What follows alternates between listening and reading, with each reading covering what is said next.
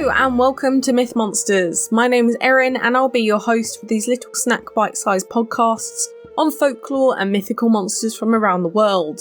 These podcasts focus on the actual cryptids, folklore and mythic monsters from global mythology, rather than focusing on the full stories of heroes and their big adventures.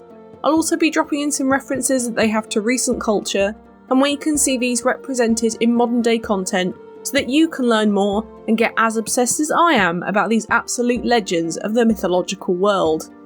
Firstly, I apologise for the lateness of this episode. It was due to come out on Thursday just gone.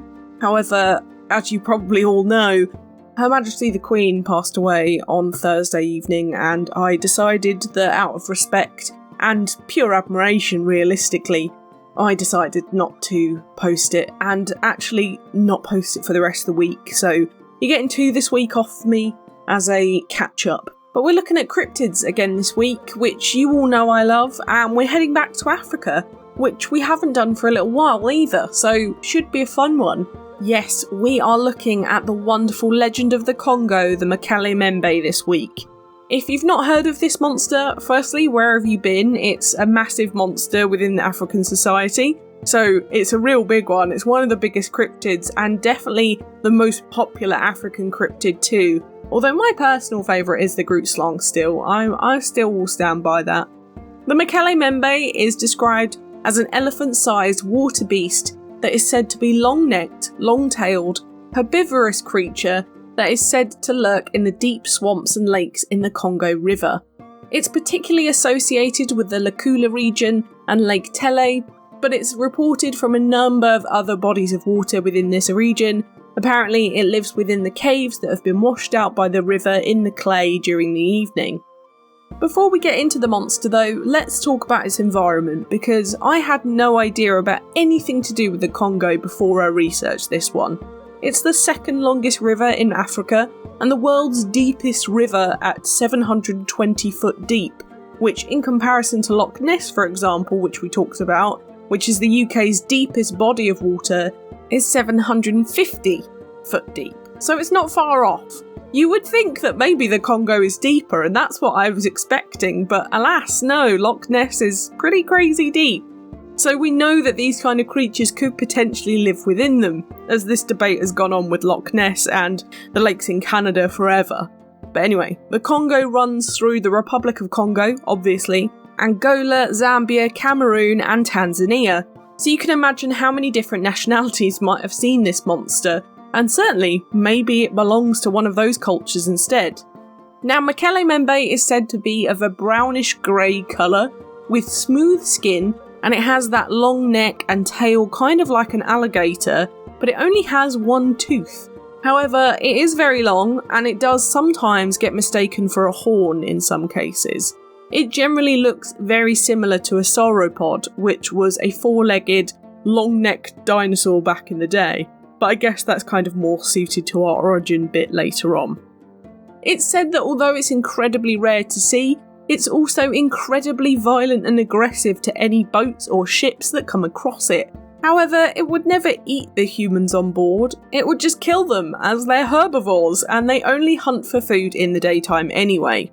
But it is usually reported alone or in male-female pairs, although at least 2 claimed sightings of a mother and a single calf have been recorded in history, so we do know that they are apparently a mating species, and there is more than one, therefore really it's quite rare, but it's a cryptid species rather than a single creature. It's said that it's really similar to the Loch Ness monster because of the links to it being a lake dinosaur. It's very similar to Nessie itself. But it is also linked to elephants, rhinos, hippos and even crocodiles, making it kind of standing with one of the major threats to Africans around this area in terms of monsters and creatures.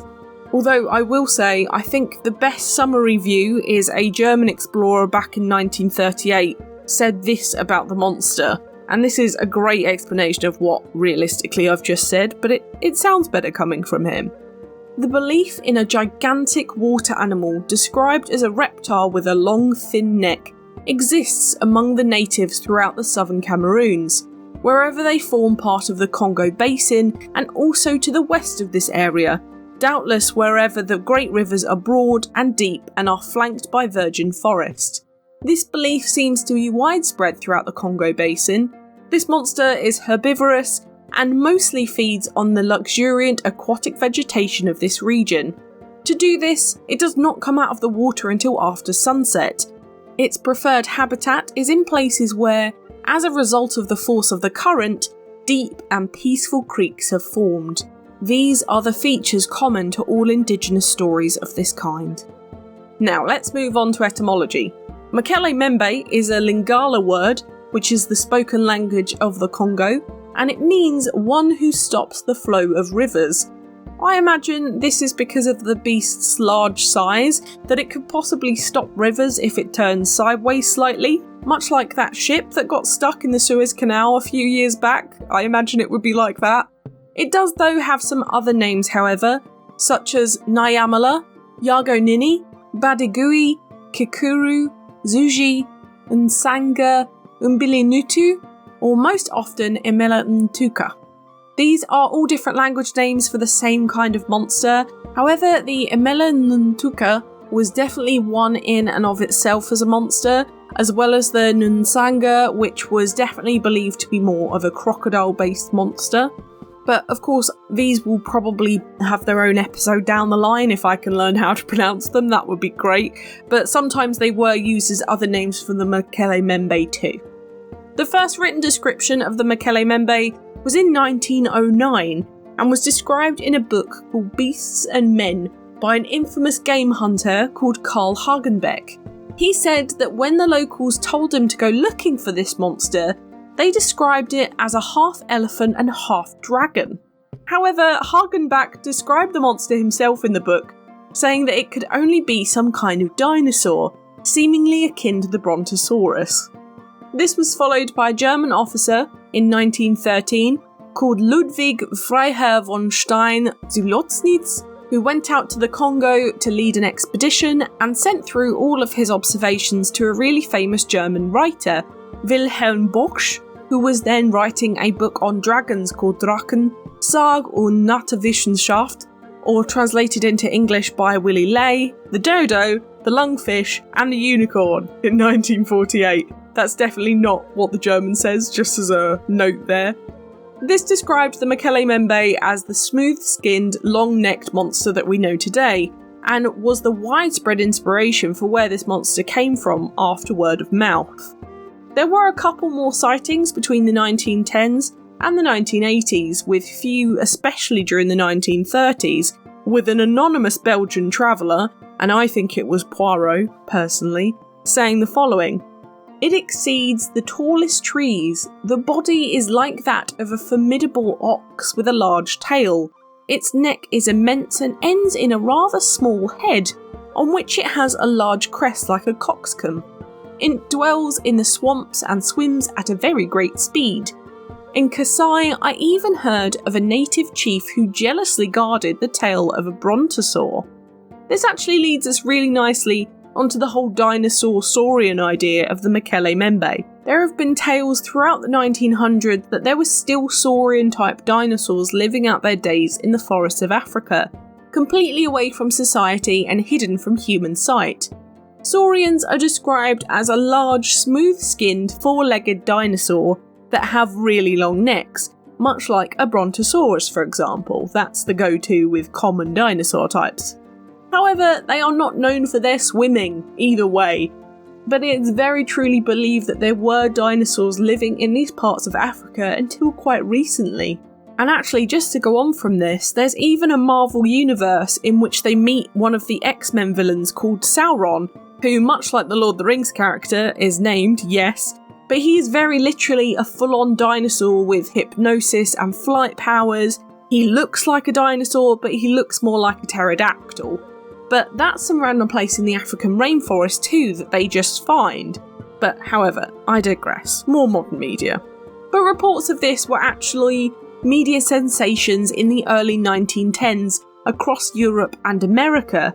And at the time, dinosaurs were really popular. It was a massive archaeological age, with the Brontosaurus certainly being one of the top contenders alongside the T-Rex and the Velociraptors for being really popular. The discovery works with the large amount of dino propaganda at this time in other places in the world too, so that's quite a fun little bit. However, after this first load of sightings in the early 1900s, interest in this creature picked up again in the early 2000s, with a BBC show doing a whole programme on it called Congo in 2001. They worked with locals to try and figure out the Mokele Mbembe, and they just identified it as a type of rhino. However, rhinos had not been in that area for many years, and they actually thought it was a black rhino, which is now extinct. So the conclusion here was that it was kind of a mix of myth and also weird memories playing here. But then in 2016, another documentary crew went out and spent 4 weeks out in the swamps to collect stories from locals, with actually 50% of the people still believing that the monster existed, but died centuries ago. In 2018, another group went out with a DNA scientist from Denmark, but they didn't find any Mokele Mbembes. They just discovered a new type of algae, which I think is still pretty cool if you ask me. But in terms of real life comparisons, other than the list of real life monsters of Africa that I've previously listed above, the most reasonable and agreed upon explanation is that the Mokele Mbembe is probably a legend based on the black rhinoceros, which, as I said, is a now extinct species which was native to Central Africa, where the stories of the Mokele Mbembe came from. Unfortunately, no sauropods have ever been found, and they haven't in Loch Ness either, even though they're the plesiosaur side, and sightings have been rare, so it's tricky to even put this monster up against others realistically. But that moves us quite nicely onto modern media. There's very little because of the nature of this monster and actually the location to Westerners, so it's certainly not as modern media friendly as our other sea monsters of the ilk such as Nessie, as it just doesn't have as much airtime in Western space. For art though, as this is a cryptid, I would always recommend looking up independent stuff for this one, as you will really struggle to find any official art for them.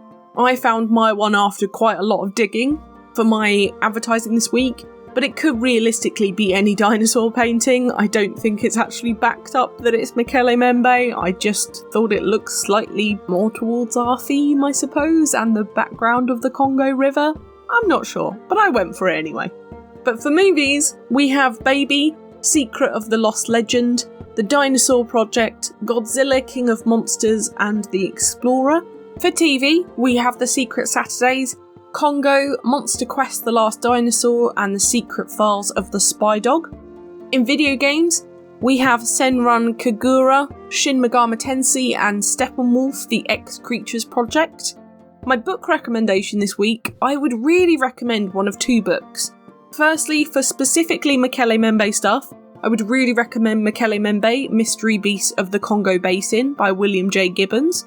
Or if you're after cryptids specifically, Tales of the Cryptids, Mysterious Creatures That May or May Not Exist by Kelly Milner Halls for some really good cryptid coverage by a very renowned cryptid author too. She is fantastic. I've got a good 3-4 books by her. Now it's time for Do I Think They Existed? I'm gonna say that I'm most likely gonna go with my same response as to what I did with Nessie, because we know that the Congo could definitely hold this size beast, because Loch Ness is slightly deeper by like 25 foot, and we think holds Nessie, but it has a much longer journey to travel through about 5 different countries, whilst Nessie just chills out in her pond in Scotland. I mean, I can't blame her, to be fair. However, what we can look at is the differences between the two. Some say that Nessie was a plesiosaur, which are aquatic-based dinosaurs with flippers. They're designed to swim with large bodies of water, and they have fins and stuff like that, streamlined. But the Mokele Mbembe was thought to be a sauropod, which is basically just a brontosaurus-type dino, which had no swimming skills whatsoever other than actually being able to hold their head very highly above the water. There is no swimming skills or set of functionalities within their bodies that make sense to swim. Consider this though, the water in the Congo has currents up to 30 miles an hour, so you would either need to be a very, very big dinosaur or a water-based one in order to survive in that environment. So I'm not really sure on this one. I'm probably going to have to say no, but I'm basing this on my very limited knowledge of dinosaurs and water safety. But based on that, I think we'd probably know if a bunch of dinosaurs that big were still hiding out in the Congo, especially if they were the Brontosaurus types with their heads sticking up. I feel like it would be something that we would have noticed by now. Especially if they're vegetarians, they need to eat plants that grow on the ground, and if they're sauropods, then they can also go on land. So who really knows? It's a big question for the ages. But what do you think? Did the Mokele Mbembe roam the waters of the Congo? Let me know on Twitter, I would really like to know what you think about this one. But what a monster! I really love me a sea beast. I actually watched the new Netflix film The Sea Beast this weekend, and I really do highly recommend it for a swashbuckling sea monster movie. And it's got Carl Urban as the lead, so you can't really complain. There's nothing else you could want in an animated movie. But next week, we are heading over to China, and we are looking at possibly one of the closest we've come to a god on this podcast. But it's one that's all over modern media in various ways. It's also the Moon Festival on Saturday the 10th, so it's a really nice way to commemorate something by going back to this culture, and not specifically talking about the Moon Festival in any way. We've already done that. But it's interesting either way. So yes, next week we are looking at the legendary Monkey King Wukong. Grab your stuff and come drifting in on the wind next Thursday for this beastie. A quick reminder though, that next week will be the last episode before my 2-week break. And after this I'll be off till the 6th of October, so please don't be surprised when no episodes come out. I will be on my little holiday. For now though, thank you so much for listening. It's been an absolute pleasure. If you enjoyed this podcast, please give it a rating on the service you are listening on. I've got the Twitter for any questions or suggestions on what monsters to cover next, and I'd really love to hear from you. The social media handles for TikTok, YouTube and Instagram are Myth Monsters Podcast, and the Twitter is Myth Monsters Pod. But all of our content can always be found at mythmonsters.co.uk, and you can find us on Good Pods and Patreon if you want to help me fund the podcast too. Come join the fun though and share this with your pals. They might love me as much as you do. But for now, stay spooky. And I'll see you later, babes.